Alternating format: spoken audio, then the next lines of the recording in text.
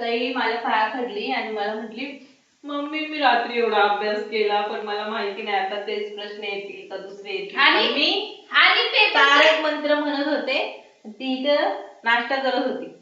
त्यावेळी मंत्र म्हणता म्हणता स्वामींना म्हटलं की नातीचा पेपर आहे, तिच्या सोबत जा.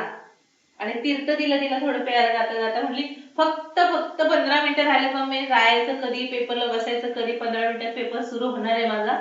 म्हणजे तू जा, तू पेपर व्यवस्थित होईल. आणि बरोबर तेच प्रश्न आले बाळाला, लगेच बाळ खुशीत आईच्या.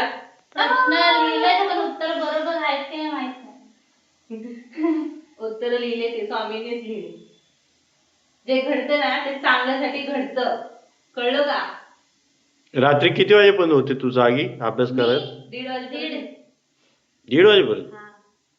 रात्री 1:30 वाजता उठली. म्हणजे मला येऊन म्हणते मम्मी पाया पडू दे, मला जाऊन झोपायचे. मला वाटलं ही कॉलेजला चालली असेल म्हणून पाया पडत असेल. बघते तर ही झोपायला चालली, झोपायला जाताना पाया पडून जाते माझी. म्हणजे रात्री अभ्यास केला आणि झोपायला जाताना पण पाया पडली. आणि परत सकाळी किती वाजता उठलीस? सकाळी रात्री उशिरा झोपलेली, म्हटलं जेवढं झालं तेवढं रात्रीच केलं. आणि सकाळी 8ला उठून अर्ध्या तासात परत अभ्यास केला. आणि जे अर्ध्या तासात केलं ते झालं. काल 1:30 वाजेपर्यंत केलं ते काहीच नाही आलं. ते असंच असतं, जे सकाळचा अभ्यास असतो ना तो महत्वपूर्ण असतो आणि लक्षात राहतो. रात्रीचा अभ्यास माणूस विसरून जातो. सकाळचा अभ्यास म्हणून लोक सकाळी लवकर उठून अभ्यास करतात, व्यायाम करतात. जे सकाळी लवकर उठून करतात ना ते दिवसभर ध्यानात राहतं. समजलं?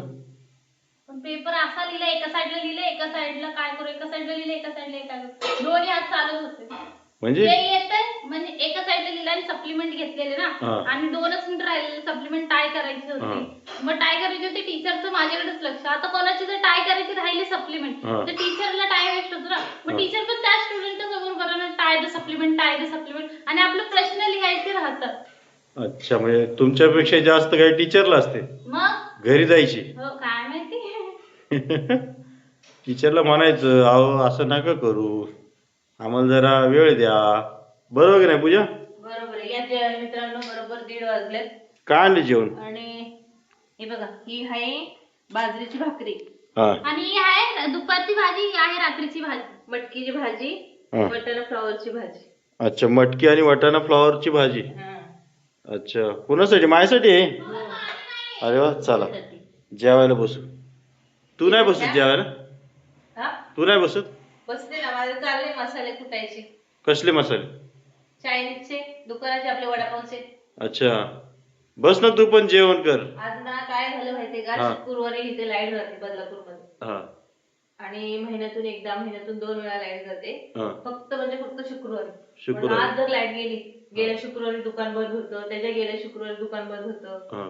गुरुवारची तर आमची सुट्टी असतेच म्हणा. आज म्हणलं आज जर सुट्टी झाली तर मग काय खरं नाही, आणलेला माल दुसऱ्या दिवशीपर्यंत सुकून जातो. पण आज लाईट गेली नाही.